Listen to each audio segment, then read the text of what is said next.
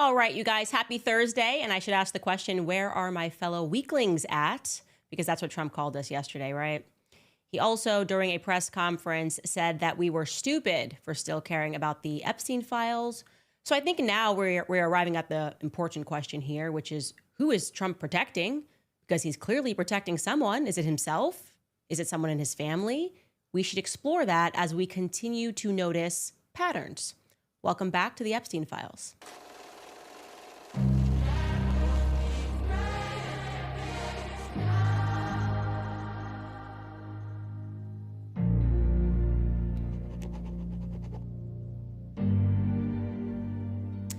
So the Epstein files are triggering a worldwide response because, well, as you saw yesterday, too many countries are indicated.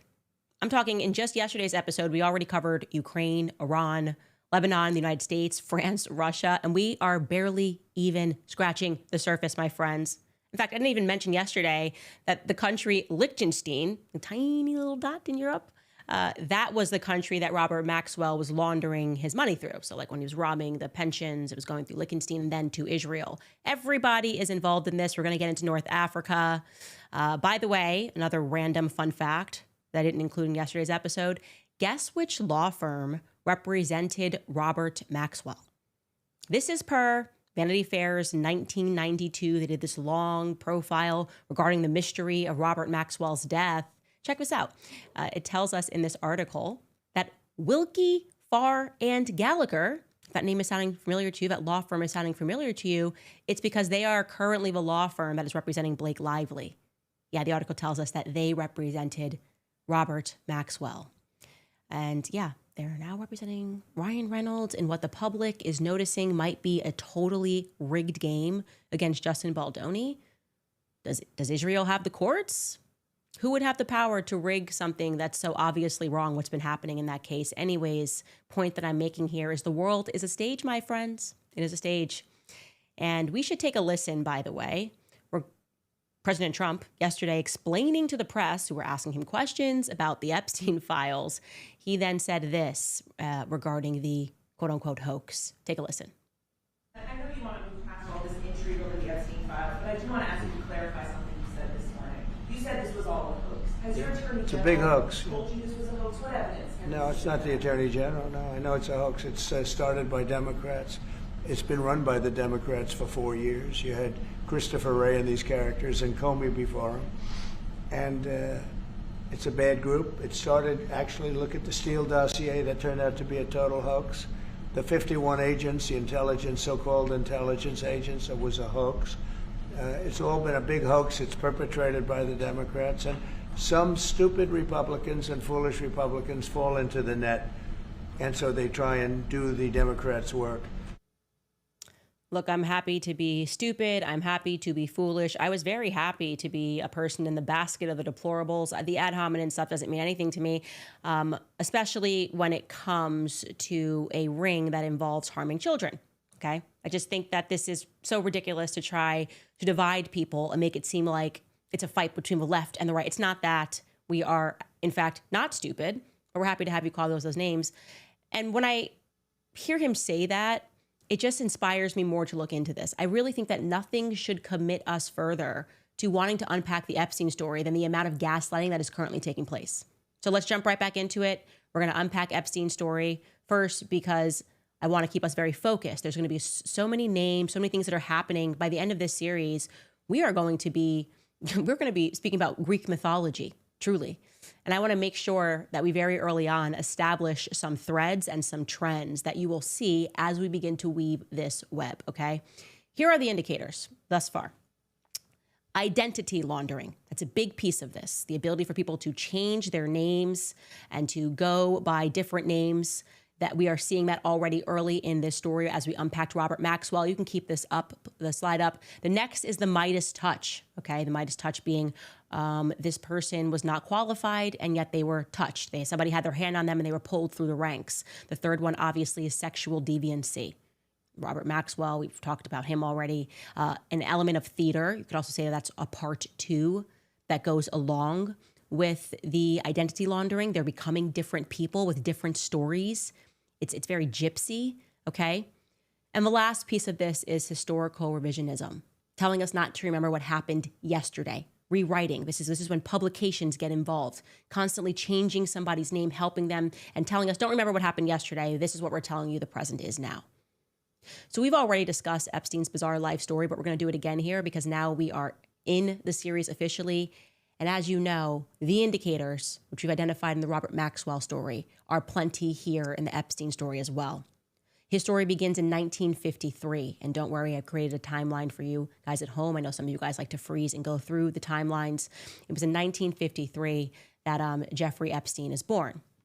We are told that Jeffrey Epstein spent his childhood in Brooklyn, a part of the Seagate neighborhood, which has a population that is 80% Orthodox Jews of Russian origin.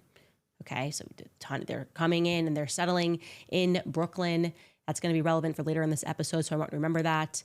And similarly, we heard about this when we discussed Robert Maxwell yesterday. His parents were Seymour Epstein, who was a city parks department employee, and Pauline Epstein, who was a school aide. We're told that he was the product of middle-class New York City. That's the same story we're told all the time. All of these refugees didn't have much, and then they're just all going to become very wealthy in a very short amount of time. Millions and sometimes billions. We know that he attended local public schools before he entered Lafayette High School, which is in South Central Brooklyn. That is, in fact, a photo of Jeffrey Epstein that we have here on the screen. Somebody had included this and said, Epstein signed my dad's high school yearbook and wrote "Be Cool" in his yearbook. So that is Jeffrey Epstein. And then we are told that he reportedly graduated several years early. Okay. I don't know how early. Was he a freshman and then they just took him out? But we do know that he next appears in 1969. Jeffrey Epstein enters the prestigious Cooper Union College. But then suddenly and inexplicably, he drops out. Just drops out. Then he enrolls again in 1971 in the Courant Institute of Mathematical Sciences at NYU. And he is there in 1971 to study the mathematical aspects of cardiac physiology. That's very specific. But guess what? He doesn't make it to the end because he drops out. He drops out of the Courant Institute. Again, we're not given a reason why. It's inexplicable. What we do know is that in 1973, Donald Barr, who we've discussed, he was then the head of the prestigious Dalton School, publishes this mysterious book, Space Relations. We talked about this. And this book is foretelling about a sexual blackmail ring, children that are going to be molested, all to serve this demonic space colony known as KOSSAR, K-O-S-S-A-R, guys, not to be confused with Khazars, okay? They're involved in sex trafficking, and for whatever reason, it's this really disgusting book that the head of a school decided to publish in 1974, not creepy at all, and it foretells the story of Ghislaine and Jeffrey Epstein. Now, what I didn't tell you before is that it should be mentioned that Donald Barr was a member at that time of the Office of Strategic Services in America, the OSS was what became the CIA. It's the predecessor of the CIA, okay? So you've got this guy who is an agent for the government, who's publishing this book foretelling of a sex trafficking ring, a powerful colony that believes that it sits above everybody else. And yeah, then what happens? I'm also going to note for you that Donald Barr, because we've got one element of this, is like changing identities. And one way you can change your identity is to just be baptized into a church. That's something that my research has made me understand. A lot of baptism, name changes. Donald Barr also was raised, he was Jewish parents, and then he decides to convert to Catholicism. So he converted to Catholicism, but he is ethnically, he is Jewish. And so would therefore his son, William Barr, be as well. Of course, it's relevant to the story as we are warming up on learning about the Mossad and Israel. Now let's get back into Epstein's timeline. 1974, it's a few months after dropping out of the Courant Institute. Inexplicably, Epstein's then hired at that Dalton school where our government guy got weird fantasies and books that he's publishing, is heading up the school. And why is Epstein hired? Well, he's hired to teach mathematics and physics, despite not having a degree in either. Prestigious school, $50,000 a year. By 1976, Epstein is dismissed from teaching at the Dalton School. Parents were complaining about the weakness of his teaching. It also was alleged by the students that went there. NPR did a long article that he was often in the company of young girls, that he's taught outside of the school. And this is a blurb from a New York Times piece. 8 former students who attended the prestigious school during Mr. Epstein's short tenure there said that his conduct with teenage girls had left an impression that had lingered for decades. One former student recalled him showing up at a party where students were drinking, while most remembered his persistent attention on the girls in hallways and classrooms. She said, "I can remember thinking at the time that this is wrong." That is a quote from Scott Spicer, who graduated from Dalton in 1976. Well, no matter, because, then he left. And in 1978, the legend goes, kind of hand of Midas, touch of Midasing, all of this. Legend goes that through a connection at the school, he was tutoring someone's kid, and then he somehow gets into the situation where he meets the CEO of Bear Stearns. And that CEO is Alan Greenberg, who then decides to make him a junior assistant on the trade floor, because he obviously knows nothing about finance. I don't even know if there's anything about math or science either. But within just 4 years, he rises through the ranks and becomes a partner. He is a limited partner at Bear Stearns. What? Don't worry, guys. By 1981, he departs Bear Stearns, and I'll tell you why. Some employees, by the way, say that he was fired, but Jeffrey Epstein has always maintained that he resigned out of his own free will after a relatively minor violation with the SEC that resulted in a relatively minor fine of $2,500. That's his story, and he's sticking to it, or he was sticking to it, or he is sticking to it. Who knows if he's alive? But curiously enough, his departure coincided with the opening, the very day that Jeffrey Epstein left.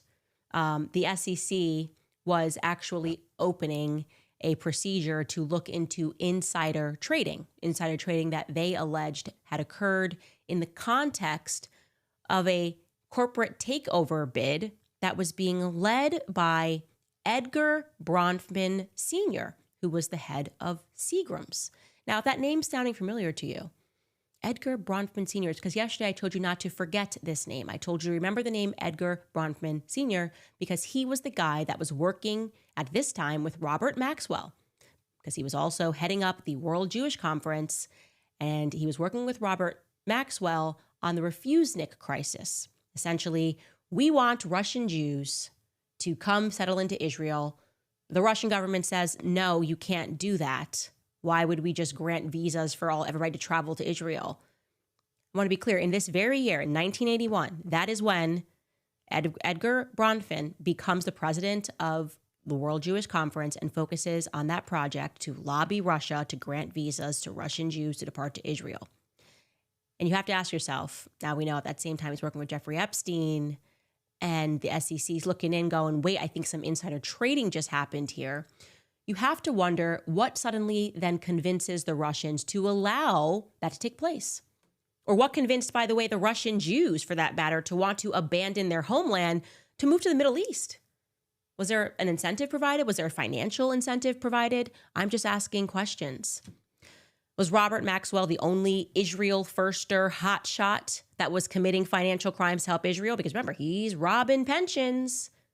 What's going on over here with these banks that are getting into trouble? I will note now that per a 2003 Vanity Fair article, the SEC never officially brought the proceedings against Bear Stearns for insider trading, but its questions seem to indicate that it was remarkably skeptical. The SEC body was remarkably skeptical of Epstein's answers. Vanity Fair writes that some sources wondered why, if he had such an important role at Bear Stearns, he's a partner, why would he have left over just a small fine of $2,500? Something else was clearly going on there.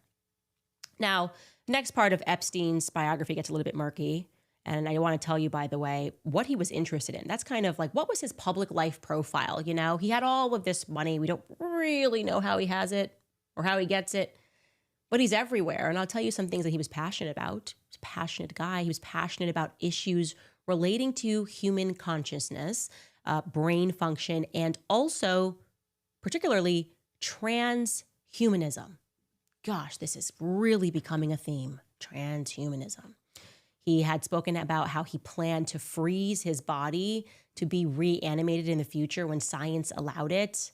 And he envisioned the insemination of dozens of women with his sperm in order to, quote, strengthen the genetic heritage of the earth. Now, I'm just going to park right here and just say that if that sounded like I could have been reading ideas from Elon Musk. That is something that he talks about a lot. He's interested in human consciousness. He's kind of doing this. And I have always maintained that there's something weird about Elon Musk's background. It gives me the Midas touch. It just doesn't. When I watch him speak, I just don't buy it. But parking aside, these were Epstein's ideas, not Elon Musk. They just would have been kind of the same. And that's what he wanted to do, this just to strengthen the genetic heritage of Earth, to inseminate dozens of women with his sperm. And he supported, therefore, germinal choice, which is a sperm bank of Nobel laureates. Okay? Jeffrey Epstein also, in this capacity, gave, of course, tens of millions of dollars in donations to Harvard. I say, of course, because as we have learned, Harvard is running some sort of a Mossad operation. I feel very confident to state that it's very clear to me and that you are seeing all of these people that are going through Harvard, mysteriously getting in, not very bright people, and suddenly put into positions of power. So I think that is a fair thing to surmise. I'll say it's my opinion. Better be careful because Harvard's coming down on speech at the moment. Now, he then made, Jeffrey Epstein, some curious donations, given the fact that he does not have any children. He donated $25,000 to a children's tennis club in Maryland. He donated $30,000 to a preschool in New York. He donated $15,000 to a private girls' school that is a stone's throw away from his New York mansion. In 2017, he made another $50,000 donation, this time to the UJA, which is the Federation of Jewish Philanthropies of New York, and they are openly committed to world governance. They are openly committed to establishing this one world government. Epstein also gave to a ton of politicians. I'll give you some of them right here. Some interesting names on this list. You can look through this. But yeah, President George H.W. Bush definitely stands out. Former Secretary of State John Kerry stands out. I know the Clintons are on the list as well. Governor John Kasich is on this list. Senator Chuck Schumer is on this list. It is quite telling. He primarily gave to Democrats, but it is quite telling which Republicans he decided to give to. Former Senator Bob Dole. It's definitely something that I think deserves, somebody should definitely prod that narrative and see what motivated him to give to these people, especially in states that he didn't live in. Now, jumping back into our timeline, 1981, this is this big year, right? You've got him with Edgar Bronfman. Edward Bronfman is working factually with Robert Maxwell, and that was also the year 1981 that began the Iran-Contra affair that we discussed yesterday.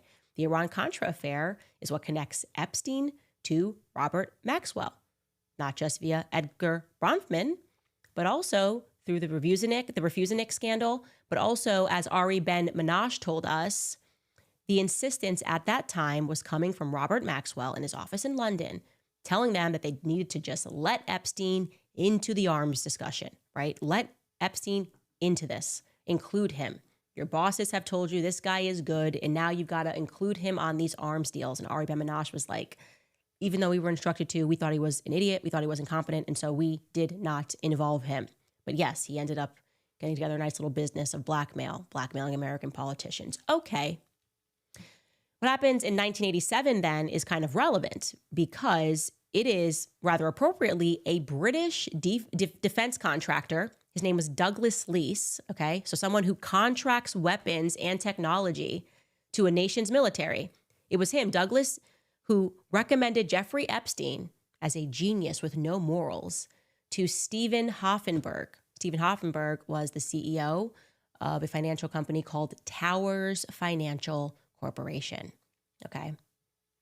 So we should just acknowledge right now, make it clear that before we get into what happens with Towers Financial Corporation, what Ari Minaj told us is obviously true. I'm just trying to help out this administration, by the way, because they're saying they don't know whether or not Jeffrey Epstein was tied to another government. They have no idea if he was working for another government's secret service. They have no idea if he had ties to intelligence services elsewhere. This is the answer. If I can do this from my house, I feel like maybe the feds could do this. Maybe start with Ari Minaj, who's on record saying that. Maybe start with these other people who are telling you how they're connected. Start with Bronfman, look into that whole thing. I'm just trying to help out the United States government here. Anyways, this confirms that what Ari Minaj said was true, that Robert Maxwell got Jeffrey Epstein involved in weapons. And Vicky Ward, by the way, who is a journalist, reported also that Epstein had operated on behalf of the Saudi arms dealer Adnan Khashoggi. Now, if you're remembering the whole Khashoggi thing, you're like, oh, I remember that name, Jamal Khashoggi. It was like the quote unquote journalist that did not, brutally was murdered. He was a quote unquote, just a Washington Post columnist, Jamal Khashoggi. No, he was not. He was not just a Washington Post columnist. His uncle, Adnan, and this is according to the U.S. Defense Intelligence Report, was cited as one of the largest drug exporters from Colombia in the 1980s and the 1990s. And also Viktor Ostrovsky, we mentioned him yesterday. He is the guy that defected from the Mossad. He also claimed in his book that Adnan's loyalty, however, was not to Saudi Arabia, but was actually to the Mossad. He was apparently a long-time recruit of the Israeli Secret Service. Okay. So it is very clear that Jeffrey Epstein was working with, for, and around the Mossad. I mean, it's an absolute nonsense to pretend that he wasn't. Maybe this also explains why he had a Saudi passport. Again, if we're able to figure this out from home, do we really think that Trump and the administration and Pam Bondi with all the files before them can't do that as well? Anyways, back to Tower Financial Corporation. Jeffrey Epstein's now there. A defense contractor recommends that he gets that position. And what happens is that it becomes one of the biggest Ponzi schemes in United States history. The biggest until Bernie Madoff would come years later. So Stephen Hoffenberg, the CEO, who at the time when this Ponzi scheme was going down, ended up going to prison for crimes related to their schemes and the bank's eventual collapse because of it. It's a Ponzi scheme. There's a massive collapse, right? He claimed that while at the bank, it was actually Epstein. It was Epstein that, quote, was very heavily involved in the illegal side of the company, from money laundering to espionage to arms trafficking. Most of this work was criminal. After that, Epstein was able to finance his criminal enterprise, the financial trust company, and J. Epstein and Company. There was another one, I think it was called International Asset Collections. He was able to finance all of that with the assets and money from the Towers financial crimes, end quote. So yeah, but Jeffrey Epstein, regarding Towers going down, the Ponzi scheme, Jeffrey Epstein did not go down with them, because in 1993, Jeffrey Epstein left the Towers Financial Bank just before its collapse. So yeah, while Stephen Hoffenberg then spent 18 years in prison as the mastermind of the Towers Financial Corporation fraud, he actually claimed that it was Epstein who was the mastermind. He actually tried unsuccessfully to sue Epstein 3 times after he was released from prison in 2013. He said Jeffrey Epstein was the true architect, and Jeffrey Epstein had manipulated him. I got to tell you, I tend to believe that, given what we are seeing, these patterns. Yeah, I would think that someone sent him as an agent. I mean, the defense contractor definitely hired this guy, you can trust him. And then Jeffrey Epstein is actually working on behalf of who? Maybe not your company, maybe not America at all. These financial crimes, this pattern, Robert Maxwell, Jeffrey Epstein, we are seeing it's very clear they're robbing the piggy bank. The people that suffer are the people whose pensions it was when Robert Maxwell robbed the pension funds of the Mirror Group. In America, the same thing. You know, when these Bernie Madoff scams, and they say, "Oh, the money's all gone, and your entire savings has been depleted, but you're just gonna have to work harder." I think we can probably stop there in the Jeffrey Epstein story, because next we need to get into his mysterious relationship with Leslie Wexner, because it's a very odd relationship. And I have to tell you, we are not really privy to much since they're locking everything down. But years later, when Jeffrey is actually being deposed related to his crimes with minors, it is interesting to hear and to think about the questions that the prosecutor is asking him throughout the deposition. Take a listen to this clip of Jeffrey Epstein being deposed. Do you consider yourself to be bisexual? No. Okay. In any event, you did develop a sexual relationship with Leslie Wexner at some point in time. Is that true? No. Mr. Epstein, how long have you been sexually attracted to underage minor females? Objection, harassing, argumentative. Are you kidding? No, I mean, I don't feel like I'm divulging any secrets here, right? Move to strike. Mr. Epstein, were you sexually abused as a minor? Wait, again? Were you sexually abused as a minor? You know, I'd like to respond to all your, if any, questions seem to be relevant, but I would like to respond to any relevant question at this time. However, my attorneys have counseled me that I cannot provide answers to the questions relevant to this lawsuit today. I must accept their advice or risk losing my Sixth Amendment right to effective representation. Accordingly, then, I assert my Fifth, Sixth, and 14th Amendment right to the United States Constitution. Now, of course, it is a legal strategy, especially when you know they're cooking up that he's just going to sign a plea deal and get away with it and then just be running the sheriff's office in Miami. It is a strategy to say, just plead the Fifth about everything. But if my lawyer said plead the Fifth about everything and some questions were just so absurd, like, okay, no, obviously. But why? What made the prosecution ask him whether or not he had a sexual relationship with Lex Wexner? What did they know? What became apparent when they were looking before them and they were trying to charge him, and then somebody comes in the hand of Midas and says, leave that guy alone, he's ours. What made them ask that question? It's a very specific question. Did you have a sexual relationship with Lex Wexner? It's a very specific question to ask him whether or not he was molested in his youth. Oh, that's very interesting. And there's a lot more that we have to unpack, but I wanted to leave time today to take a look at what could possibly be motivating Trump in this moment, because it is very, very relevant, I think, to consider that question. First, I want to throw it to our sponsors. I've told you guys about preborn before, and I told you again that I am pro-life, and that means I stand with mothers before their baby is born and long after, and that's exactly why I've partnered with Preborn. Preborn isn't out to judge women. They're just making motherhood possible for them. They provide free ultrasounds, they share the gospel of Jesus Christ, and most importantly, they stay after the baby is born with real practical support by giving expecting mothers diapers, baby clothes, and even housing and financial help for up to 2 years after the baby is born. That is what true Christ-centered compassion looks like. And here's how you can be a part of it. With just $28, you'll give a mom a free ultrasound, one chance to see her baby. And when she does, she is twice as likely to choose life. Preborn is on a mission to save 70,000 babies this year. So don't just say that you're pro-life, live it. Donate now. Just call 855-601-2229. Again, the number is 855-601-2229. Or you can visit preborn.com/Candace. Again, that's preborn.com/Candace. Also want to tell you guys about beekeepers, because as a mom of 4 young kids, life is constantly on the move. There's school drop-offs, there's work, travel, play dates, and let's be honest, there are germs everywhere. That's why I am so thankful for Beekeepers Naturals and their amazing propolis throat spray. If you haven't heard of propolis, it's this natural immune supporting substance that bees make to protect their hives. It's like nature's own shield, packed with antioxidants and over 300 beneficial compounds. It's been used for centuries to help support immunity, soothe scratchy throats, and keep you feeling your best.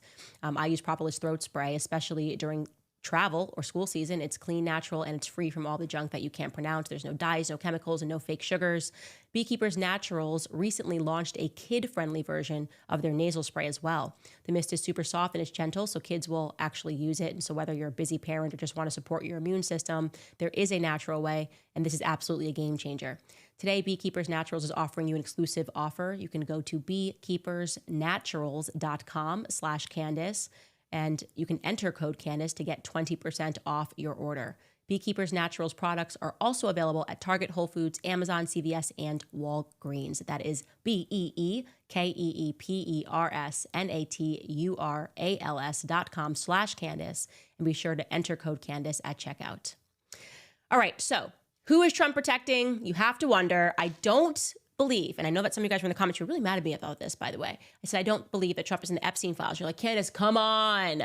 He's obviously in the Epstein files. And I maintain, I am being genuine with you when I say that I really do not think that Trump is in these files in a way that he's nervous about coming out. I just don't see that. I do believe, however, that he could be motivated to protect someone else that is, or to protect somebody else who would be implicated by this blackmail scandal. He definitely is somebody that I think would move mountains to protect his children. And I would almost say, especially Ivanka. I don't think Ivanka Trump is in the files. I don't think that she's caught on camera doing anything. But there is something about this story of Jared Kushner and Ivanka that is now making me uncomfortable. And what I'll tell you is that throughout the first term, and I was very much around them, and I will say this, Jared and Ivanka are lovely people. They are very kind, and I'm not covering them to pretend that they've ever done anything wrong that I know about. But I think it made a lot of people in the MAGA movement uncomfortable that Jared was so intimately involved, right? He was the person that had Trump's ear, right? There is the king, and then there is the person who whispers into the king's ear. The king's advisor holds a lot of power. There are books about that, this is who the president was. This is who actually held the power. I think it's called like Friends of the President or All the President's Friends. I can't remember the book. But anyways, Jared was that person. Everybody knew that if you wanted to get something done, you went through Jared. Okay, Jared was running the White House the first term. He just was. And his demeanor is such that when he was doing it, he was doing a very good job because everybody likes Jared, which is to say that he doesn't ruffle any feathers in the process. And what I think bothered me was Jared had so much power and he got a lot done that he wanted through President Trump.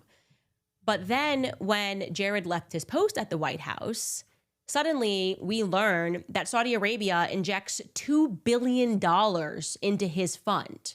Okay, this is a headline in the Wall Street Journal. Jared Kushner's new fund plans to invest Saudi money in Israel. Okay.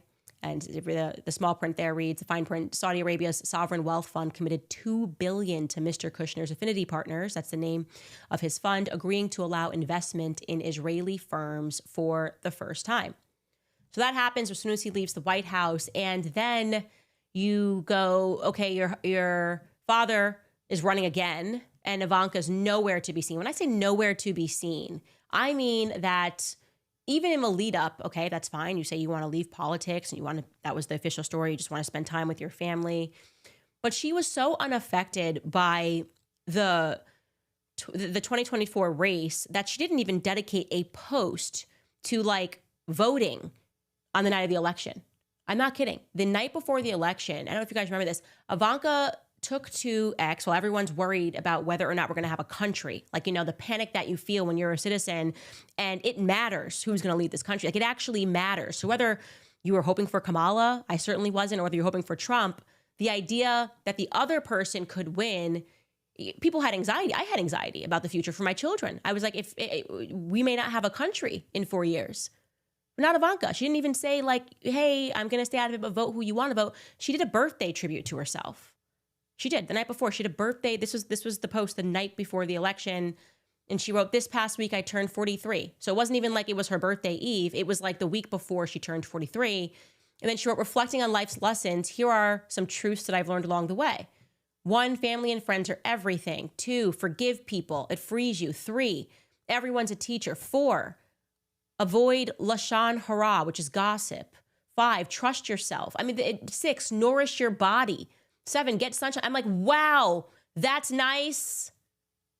That's nice. The night before, like, that's what's concerning you. We're all on edge. We're all biting our nails off here. And she's, like she's on Zanga from the 2000s, like she's coming up with these quotes that you put on your AIM profile when you're away. You just discovered quotes.com and you got to make a AIM away message, or make a profile because you just broke up with your boyfriend when you're 13. It just missed the mark, And then I realized, wow, this means that she is not impacted one way or the other. It means that they have classed into that part of society where elections don't matter because your family's good. Your family is good either way. And I had that thought. I said, well, yeah, Jared just got $2 billion. Now you guys are gone. You don't even care about whether or not you don't even care if your dad, your father wins this election. You're not even saying go vote. There's nothing. There was no work that was done. And so regarding the money, you would think after being in the office and speaking to your father-in-law that maybe that money would be coming to America in a big way. Well, Forbes did a deep dive on where that money was going. This was the headline. It was why Jared Kushner will become a billionaire no matter who wins. That was the energy that I got from her post. Doesn't matter. And in that article, it tells us, quote, Affinity had a slow start, deploying almost no capital in its first year while Kushner learned the ropes and navigated a turbulent pandemic market.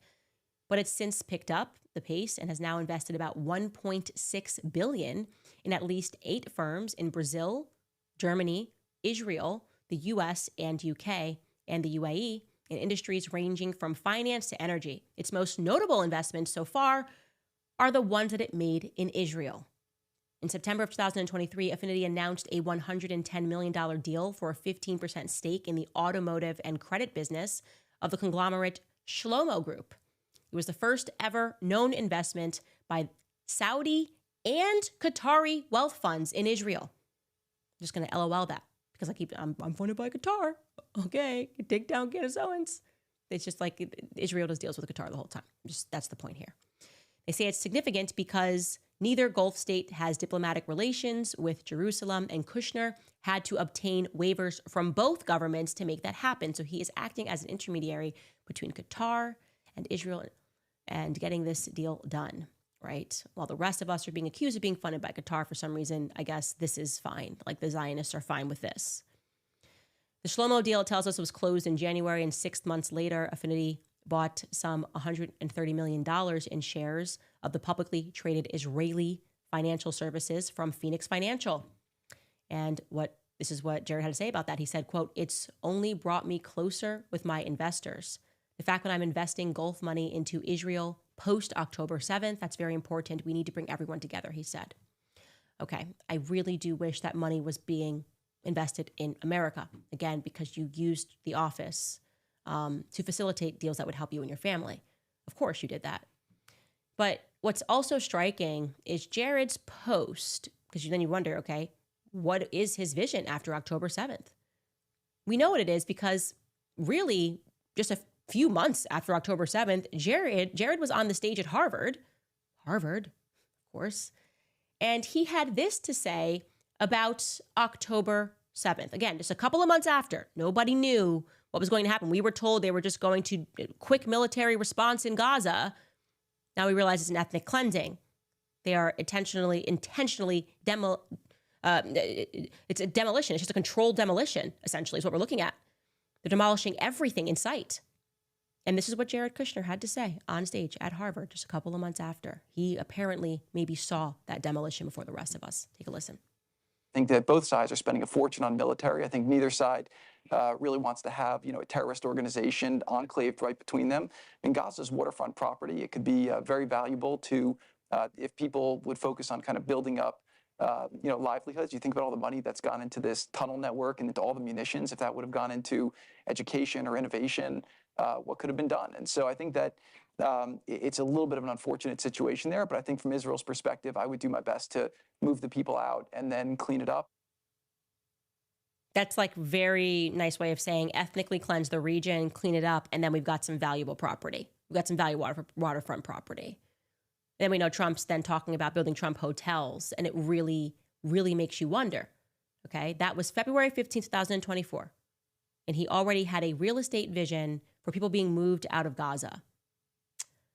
So we go back to our indicators, right? Our indicators. Do we have that, guys, from the beginning? We were talking about this. Identity laundering, the Midas touch, sexual deviancy, theater, historical revisionism. And regarding the Midas touch, apparently it has been reported, and this was not a political report, by the way. This was done in 2006, before Jared Kushner was in the public domain. There was this guy who said that, yeah, Jared Kushner got into Harvard because of this Midas touch. They were saying that he did not have the grades to get into Harvard. And I'll tell you about this guy. This guy's Dan Golden. He wrote a book back in 2006 called The Price of Admission. He was investigating at that time, again, not related to politics left or right. He just thought it was interesting that there were so many of these people going to Harvard that were underqualified. He was investigating why so many of the elite's children get into Harvard, despite not having the academics to do so. And Jared Kushner came up in his investigation naturally. And according to him in his research, he writes, quote, New Jersey real estate developer Charles Kushner, that's Jared's father, we're going to talk about him in a second, had pledged $2.5 million to Harvard University in 1998, before, not long before, his son Jared was admitted to the prestigious Ivy League school. At the time, Harvard accepted about 1 of every 9 applicants, he writes. He then went out and spoke to the former administrators of Jared's high school about this peculiarity. You decide to donate before your son is, deciding that he wants to go there. He's about to apply. And he tracked down a former administrator of Jared's high school, that's Frisch School. And in his book, he quotes the administrator as having said, quote, there was no way anybody in the administrative office of the school thought that he would, on the merits, get into Harvard. That's a former official, again, of the Frisch School in Paramus, New Jersey. The administrator goes on to say, quote, his GPA did not warrant it. His SAT scores did not warrant it. We thought for sure there was no way this was going to happen. Then lo and behold, Jared was accepted. Okay. So Charles Kushner, then he does more work, discovers that he is on the board of something at Harvard or on some commission at Harvard along with his wife, and that they were allowed to be on that commission despite the fact that by then he had already been found guilty of financial crimes. And so what are we looking at here? Again, it's one of these stories. We came from Russia and then suddenly we had millions of dollars within a couple of months. Just hard work pays off, man. What can I tell you? We just worked really hard. Fortune. That's the Kushner family story. It's an interesting one. And when you talk about sexual deviancy and blackmail, I am really questioning why on earth Trump thought it was appropriate to name Charles Kushner as the ambassador, after granting him a pardon, as the ambassador to, of course, France. Because what do we know for a fact about Charles Kushner? Well, we know that when he went to prison, it was for tax evasion and for witness tampering. And if you're wondering whether or not he was guilty, and you don't know how disgusting this story is, the attorney general at the time who put him away was Chris Christie, attorney general of New Jersey. And I never knew the backstory of that, of what Charles Kushner did. And it is, I'm just going to let you listen to Chris Christie tell it, because Margaret Hoover was questioning him on PBS's firing line. This is a journalist, Margaret Hoover. And she was asking Chris Christie about that time he put Charles Kushner into prison. Take a listen. I was surprised that you didn't give yourself more of a defense for prosecuting Charles Kushner in the book.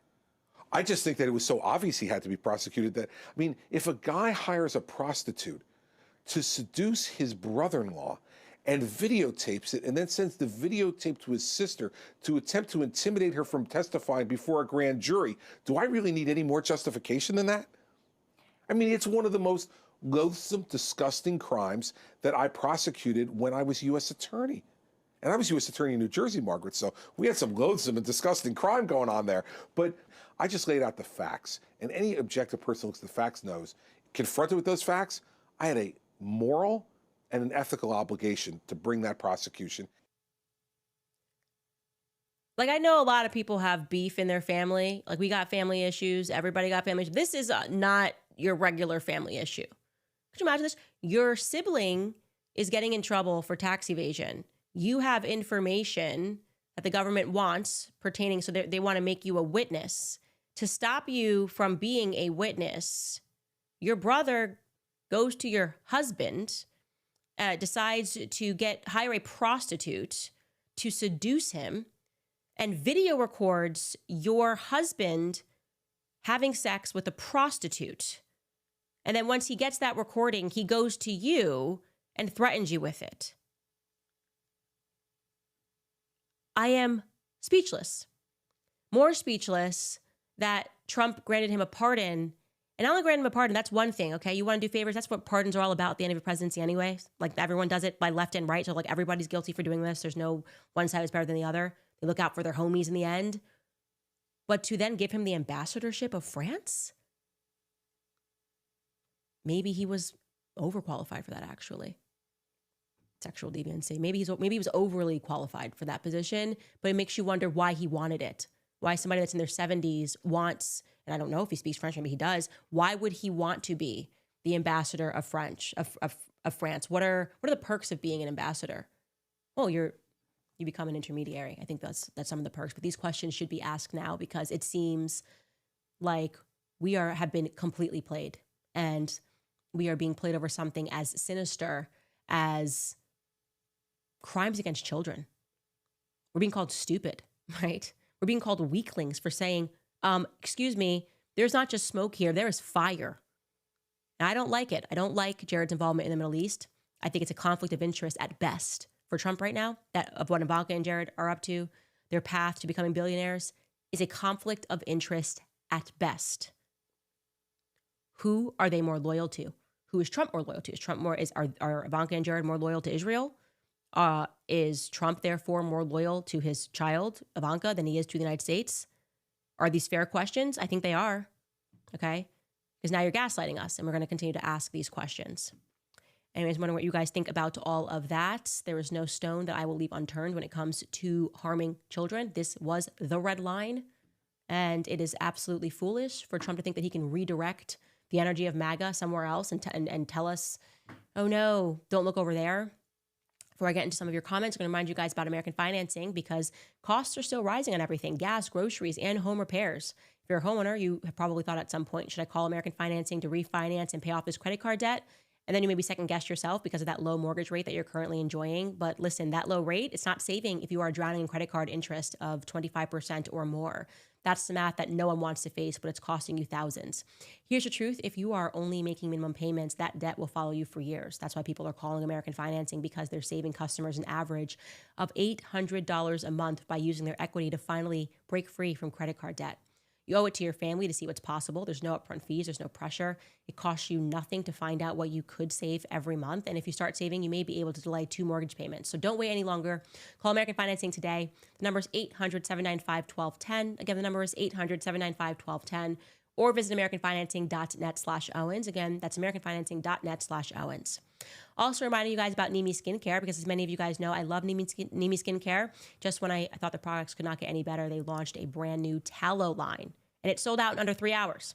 I called them directly, and good news, it is finally now back in stock, but only while supplies last. So if you don't know already about tallow, it's incredibly similar to our skin's natural structure. That means the essential vitamins A, D, E, and K are all bioavailable, and it's easy to absorb. It helps repair the skin barrier, it locks in moisture, and delivers powerful anti-inflammatory benefits. Nimi takes it a step further by infusing that tallow with their natural essential oils, which makes it even more luxurious and effective. Their 2 new products are the Sunshine Tallow Cream, which is a lightweight whipped face cream that absorbs quickly, which is perfect under makeup, and their Buzzin' Tallow Balm, which is a rich balm that forms protective barrier to seal in moisture and deeply repair your skin. Nimi Skincare is proudly American, conservative owned, and grounded in the values of faith, family, and freedom. It's skincare for those of us who want our dollars to reflect our values. I love Nimi, and I'm proud to support their mission of creating cleaner, better for you skincare.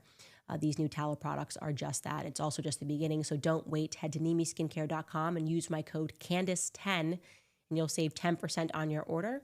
Start supporting companies that stand for what you believe in. With Nimi, you're not just getting beautiful skin, you're getting skincare without compromise. That's NimiSkincare.com, and use my code Candace10.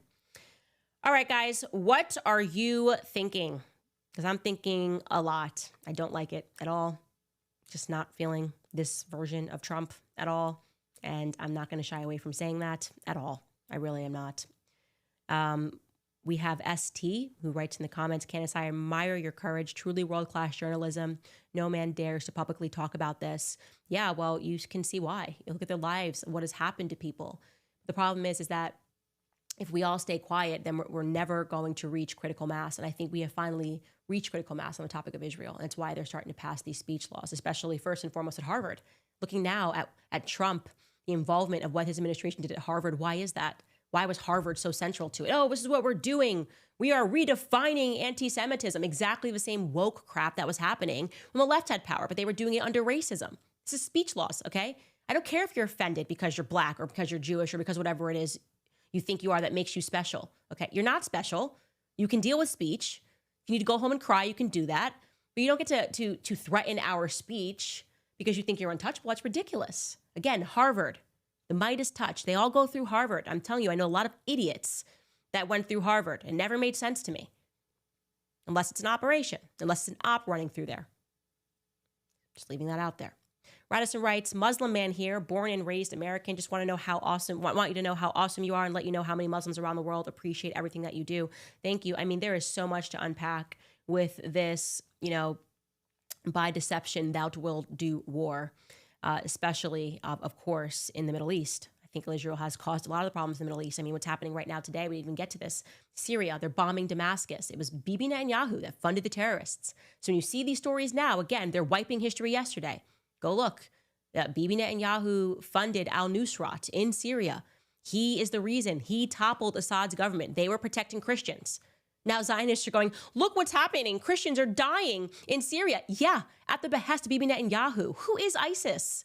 Is anybody still buying that's Muslims? Anybody really not buying that that's the CIA and the Mossad? Is anybody not naturally asking those questions now, given the fact that ISIS never attacks Israel? It doesn't make, in fact, everyone they attack, it's exactly, for whatever reason, it helps out Israel at any given time. And yes, al-Nusrat, which was initially, it's basically an arm of al-Qaeda in Syria. I talked about this with Scott Horton.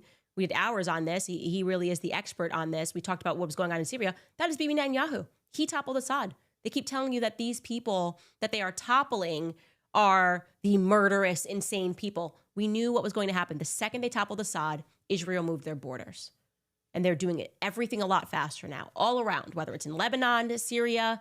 They are getting crazy. And it's very clear this is all part of a plan. Okay, this did not happen because of October 7th. This was a plan, and Bibi Netanyahu is executing it. That is my opinion. And I'm going to state it while it's still safe to do so in this country. CA writes, how much do you think the information that Trump has on his hand is worth? 0 if released. Millions or billions if kept secret. His billionaire friends will be happy to pay up for him to keep quiet. Yeah, no, I don't think, I think it implicates Israel. It's that simple. And in order for his future generation of wealth, billionaires that will are passing the mantle, Ivanka and his family, if they're invested, as I believe they are, they clearly are, in Israel, then you don't want Israel to go out of fashion, to go out of American fashion. It's that simple. I think that's the most obvious answer. At the end of the day, he is a businessman, right? That's what Trump has always been, a businessman. He likes deals. Again, I'm surmising here, but these are fair questions to ask, given the fact that he's now resulted into calling his base stupid. So I'm going to ask those questions. New Safar writes, Candace, identity laundering lets elites rewrite the truth, just like they buried Epstein's client list. Same playbook, erase the past, control the narrative. When will we demand receipts from the untouchables? We're doing it now. We're demanding it now. We're having these conversations now, openly. This is what I am committing my time to because it is so much deeper than you guys even realize. And as we get further along this series, you are going to realize that nothing that we have been told, we are quite literally living in a matrix. We're living in a matrix, and the same people have had power. They have stolen, plundered. They made you think that they're naturally successful. They've all had the hand of Midas on them. They've stolen from us. I mean, really think deeply. I want to leave you on a philosophical point here, but I want you to think deeply about what it means if people that are underqualified just have a hand of Midas on them in life, and they are getting, fake credentials at universities. So while the rest of us are trying to, maybe we'll get a loan, a student loan, and then we're putting ourselves into debt. These people are getting into these schools and they're underqualified, and then they're getting into companies to work for and they're underqualified because what are these people at the end of the day? They're actors. Okay, this is theater. So we're competing, and there's no way we can break into the elite class because they're all acting. That would make us what? Think about that philosophically. It makes us slaves, okay? It's a new form of slavery. It's a modern plantation. Same owners, same exact owners of the plantations. And they have us throwing ourselves into debt, credit card debt, this, that. Then there's these financial crises. They're dumbing us down, putting us through the public schools while they have their own special programs in schools that they get to go through, making us stupid, arguing about dumb issues. And they're not losing any power. They're not losing any sleep. They don't even care who's going to win for presidency. They're like, whatever. That's what a matrix is. It's all fake. It's literally all fake. And that is what the Epstein story threatens. You pull the fabric there and it implicates so many countries, and you realize that none of these characters are real. These characters are just being inserted into places to serve Israel. That makes Israel the master of the universe. And that's troubling because this is a state that has a hexagram on their flag, okay? They're even lying about the history of the Star of David. It's a hexagram. It's a cult. You can't just wipe that away. It's not even a long time ago. There's tons of books. It's showing you that that's a hexagram. What do you pretend? It's a cultic. You start looking into Aleister Crowley, who had the Star of David on his books, right? He was a committed occultist. He established a religion that believed in sex magic, talking about like sexual deviancy and things of that nature. Aleister Crowley, the things that they believed in. Yeah, you're just already trying to wipe history. Like, nope, that's not. That is a religious. No, it's a hexagram. Okay, we're not stupid. We're going to talk about all of that stuff. I could rant about the lies that nation has told. I mean, not even that. The Star of David used to be the flag of Morocco. Okay, why? That's weird. It's not a Jewish state. Why? What was going on in Morocco? What was going on in Algeria and Tunisia and Morocco? Andre Gide. We'll get to all of that. Aleister Crowley. What were they doing there? Initiations. Why would they put their hexagram in those countries?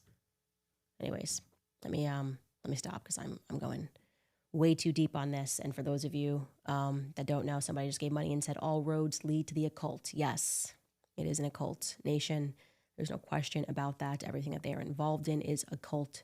And that's why we have to sort of wake the world up to this very quickly, because they have a lot of power. And the only way that we are going to be able to fight this is by being willing to tell the truth. For those of you that would like to support my work as a journalist, you can head to the website. I do not have a hand of Midas on me, unfortunately. And you can purchase some merch. You can sign up. Yeah, we have new merch. You can also sign up for the Shot in the Dark series. You can join our book club. Next Tuesday is our next meeting, where we finish Hollywood Babylon, which we also learned Aleister Crowley, the occult, they established Hollywood as well. And yeah, we believe what we see on their movies is history. That is a part of rewriting history, running Hollywood, not making people believe that these actors and actresses were just so talented, but they're actually coming up through their special schools. These people are trained. They are trained. Your world, I hate to make it come crashing down. It is a carefully woven illusion, but it's okay because it should be all crashing down, right? Because then we get to go back to the beginning and recognize what is real and what is fake. What is real? I see what I did there.